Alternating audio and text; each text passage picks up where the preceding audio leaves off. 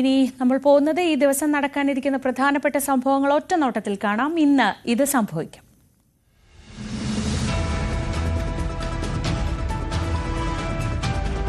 സെക്രട്ടേറിയറ്റിന് മുന്നിൽ ആശാ വർക്കർമാർ നടത്തുന്ന അനിശ്ചിതകാല സമരം ഇന്ന് 34ാം ദിവസം. സമരക്കാർ മറ്റന്നാൾ സെക്രട്ടേറിയറ്റ് വളയും. മറ്റ് ജില്ലകളിൽ നിന്നുള്ള ആശമാരും സമരത്തിനെത്തും. ചർച്ച നടത്തി സമരം അവസാനിപ്പിക്കണമെന്ന് പ്രതിപക്ഷം.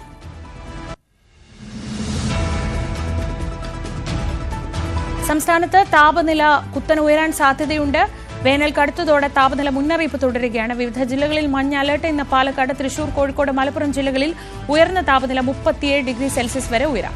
കോട്ടയം, പത്തനംതിട്ട, കൊല്ലം, എറണാകുളം, കണ്ണൂർ, കാസർഗോഡ് ജില്ലകളിൽ ഉയർന്ന താപനില 36 ഡിഗ്രി സെൽഷ്യസ് വരെയും എത്തുമെന്ന് പ്രവചനം.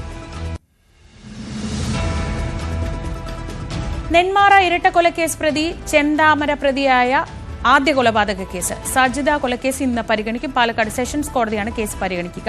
ശാസ്ത്രീയ പരിശോധനാ ഫലം അടക്കം വൈകിയ സാഹചര്യത്തിൽ കേസിന്റെ വിചാരണ നടപടികൾ ഇനിയും തുടങ്ങിയിട്ടില്ല.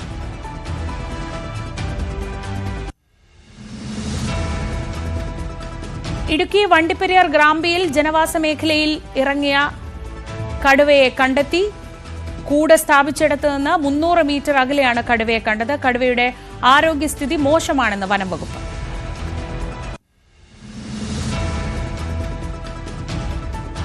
യുക്രൈൻ റഷ്യ യുദ്ധം ചർച്ച ചെയ്യുന്നതിനായി ബ്രിട്ടീഷ് പ്രധാനമന്ത്രി കെയർ സ്റ്റാമർ സംഘടിപ്പിക്കുന്ന ലോക നേതാക്കളുടെ വെർച്വൽ യോഗം ഇന്ന്. യുക്രൈനെ പിന്തുണയ്ക്കുന്നതിനായി ബ്രിട്ടൻ സഖ്യം രൂപീകരിക്കുമെന്ന് പ്രഖ്യാപിച്ചു.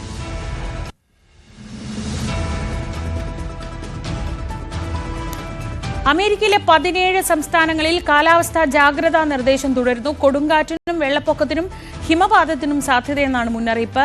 കാറ്റ് അലബാമ, ടെക്സസ്, ലൂസിയാന എന്നിവിടങ്ങളിൽ നിന്ന് തെക്ക് ഭാഗത്തേക്ക് നീങ്ങുമെന്നാണ് പ്രവചനം.